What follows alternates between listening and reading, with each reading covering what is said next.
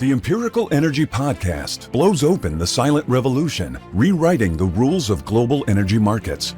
Measured, verified energy is no longer an alternative. It's becoming the gold standard. We dive deep with the producers, traders, consultants, and renegades driving this seismic shift. Step inside the raw mechanics of how verification and blockchain-fueled trading are dismantling the old systems and creating a future where alternative energy doesn't just compete, it takes over. This is the movement of reshaping energy as we know it, bold, unstoppable, and just getting started. Here is your host, Mark Smith. Hey everybody, my name is Mark Smith, and I'm interviewing something I've been meaning to do for a while. Robert Kleinberg and I are on this Differentiated Gas Coordinating Council, and Robert presented this information, actually to, let's see, who was it to actually? Methane Emission Technology Alliance at Stanford and many other places. Many other places, and it was quite frankly startling to me to understand this, the energy from a geopolitical point of view. So Robert Kleinberg, tell me about your background and things like that. Sure, yeah. Great to be here, Mark. So I'm Bob Kleinberg, and right now affiliated with both Columbia University and Boston University.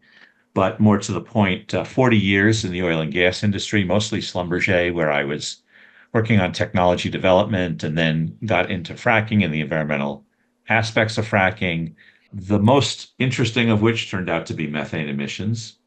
That was the one that's kind of hardest to solve. So since starting with Columbia and BU, I got interested in what the Russians were doing sort of in methane emissions.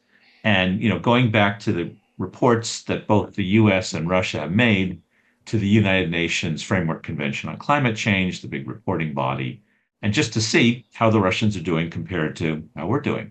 So that's basically the genesis of this story. The data I'm going to show you is a couple of years old, needs to be updated, but this will give you sort of a quick start, and then later on I will be coming back with more updated information. Excellent, yeah. And the full story of what I'm going to be talking about is you can find in preprint form in Earth Archive. It's number 3342, so if you have Earth Archive number 3342, you will find me. Okay. So first, US EPA method, we use the emission factor method. You might have heard of it. And the emission, just to define it, it's in the upper box. The emission factor is basically multiplying this factor that is devised by the Environmental Protection Agency. So this is the amount of leakage or venting from each source. So each device has its own unique emission factor. And then you come along and multiply it by the number of those devices that you have. And the numbers could be in the millions, right? Because we have a big industry.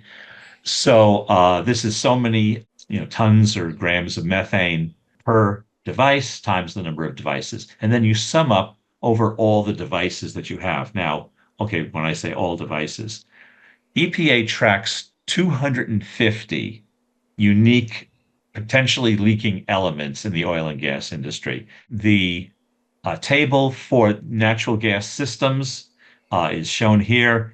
Don't try to read these numbers, but there's a similar table for petroleum systems with sort of comparable, it's a slightly smaller number of devices being tracked, and altogether it's 250 lines.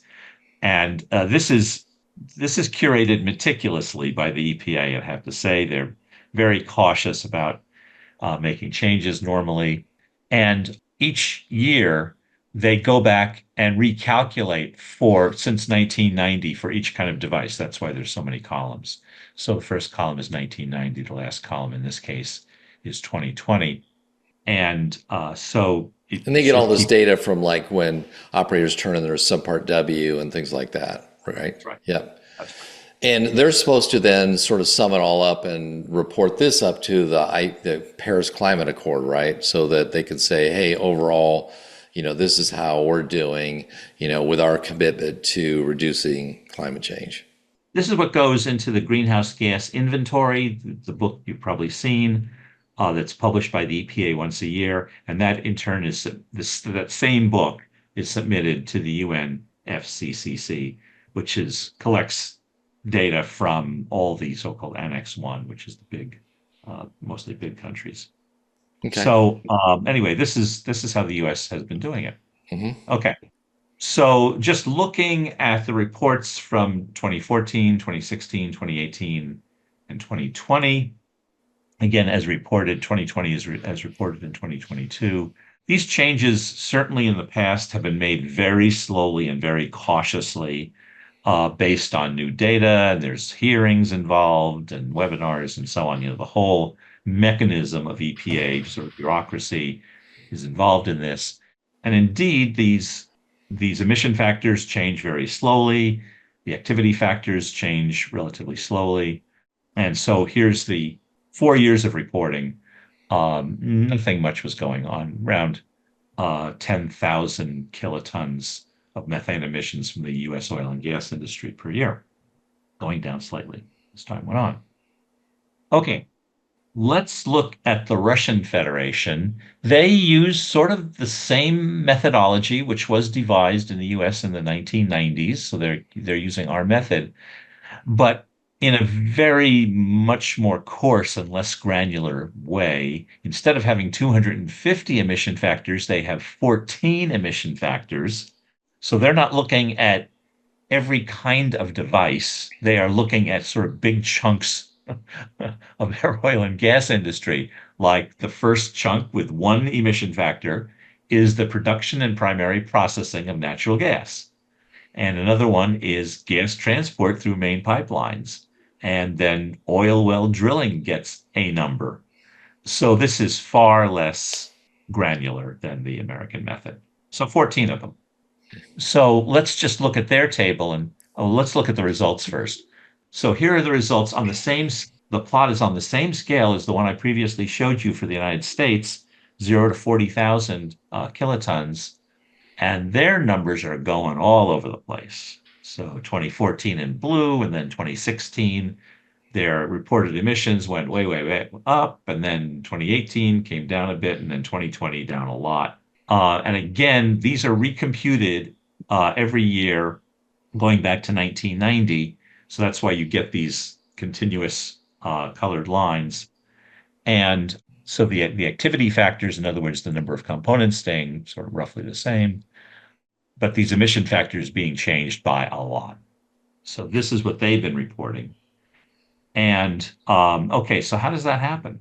So here is the entire table for gas. You can compare that to my slide number 1 with all those lines. And this is plotting the emission factors and how they change year by year. So this is the first column is the 214 report to UNFCCC, 215 report, and so on. The last column is the IPCC default emission factors that you can use if you want. Russia chooses not to. They have their own, which are generally a lot lower than IPCC. Some of them are higher. And what I've done here is each year where the emission factor has gone up, I code that with a blue arrow. And every year where the emission factor has gone down, I code with a red arrow. And so you can see that there's kind of lots and lots of red arrows here. And the numbers go down quite a bit. So here on the top line, for example, we're going from 1 times 10 to the minus 3 to 2 times 10 to the minus 4, down by a factor of 5. So that's kind of the Russian way of doing things. And here's the same chart for oil. And now this is the rest of the 14 emission factors. Okay. Here's how it works out on a year-by-year reporting basis. So this is oil and gas methane intensity as reported in the 2013 report from the US and Russia, 2014 report, 2015 report, and so on. So these are current year data from a sequence of reports. So not the same as what I showed you earlier. Methane intensity shown here, it's oil and gas methane divided by liquids. This is my own definition of intensity. Liquids BOE per day and gas BOE per day in the denominator. And you can see US going down slowly year by year. Okay, that's good. And Russia, Whoa. Big drop, especially in the 2019 report, and which gets plotted as 2017, which is the final year reported by the report. And you can see that Russia now, according to their data, is doing a lot better, or at least somewhat better than the United States. So I took this to a congressional hearing that I was invited to testify at, showed this, and the congressmen, especially the congressmen from oil and gas producing states, were really interested in this and a little bit astounded and skeptical that Russia could reduce its emissions so fast and be better than us because, as you know, we claim that we are the best in the world. Maybe we are, maybe we aren't. But certainly for Russia to have their methane intensity decreased by 89% over a 6 year period, wow, gosh, hard to believe. My And here I conclusion am. out of this, Bob, is we got to get off of emission factors because look, everybody who's been turning in subpart W doesn't believe the numbers, and the EPA doesn't believe the numbers, and nobody does. And so, in a way, Russia's like, all right, I can play that game too. I got my own emission factors, and mine are lower. What really gets interesting in the geopolitical sense is when Europe's saying, I got to buy the cleanest, I have laws that say I got to buy the cleanest gas. And on one hand, they're saying, I can't buy anything from Russia because of the war, but I got to buy it from Russia because it's using emission factors, it's cleaner. So my conclusion on all this is we have to get on emission factors fast and get to empirical gas that's fully measured and meets other standards like ISCC and ISO 14067 and other ones that are out there now. Otherwise, geopolitically, we're in a world of hurt. And there's a lot of other reasons to get off of emission factors because I know clients who are making multi-million-dollar decisions based on factors instead of empirical measurement.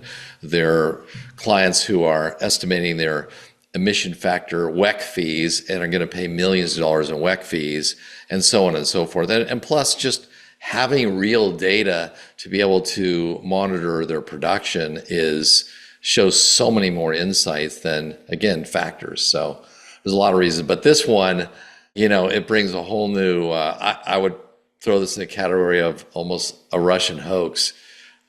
or Russia is like, look at these. They're claiming these numbers, and by using the emission factors, they can. Yeah. So And Mark, this is exactly what the congressman asked me, and my reply to them was exactly what you just said, that we need to rely on measurements. And even if the Russians don't do the measurements, even if we just do the measurements, then we can say, hey, our numbers are really correct, and challenge the Russians to come up with their measurements used on some international standard using internationally accepted equipment.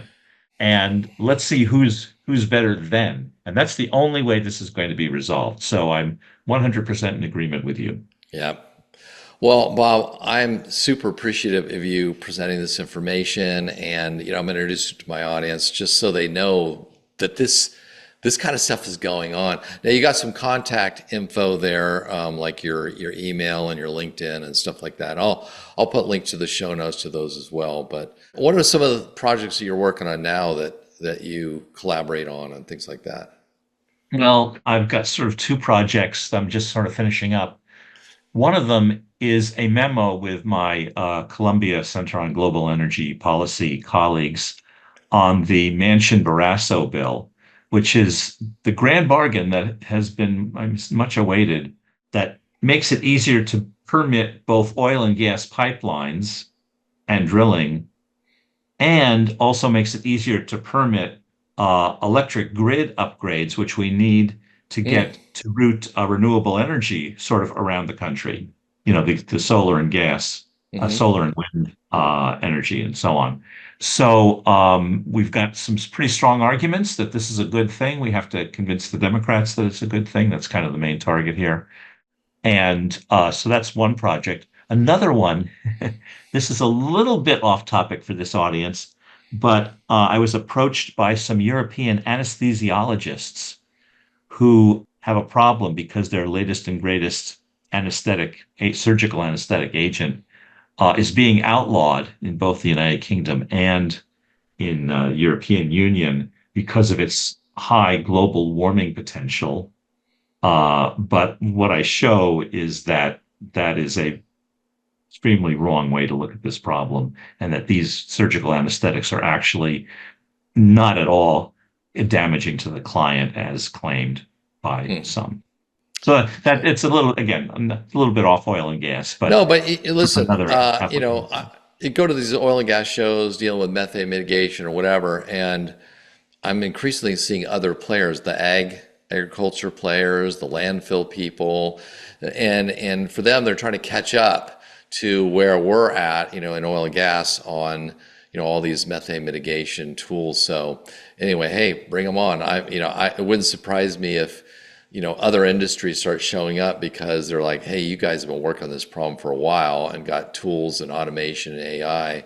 Let's just, find out what you guys are doing and maybe we can use it in other industries. So, hey, Bob, super thankful for you doing this and explaining this to where even guys like me can understand. So appreciate it.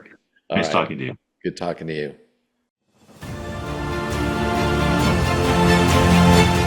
The Empirical Energy Podcast requires more than a conversation. It takes action, research, and collective wisdom.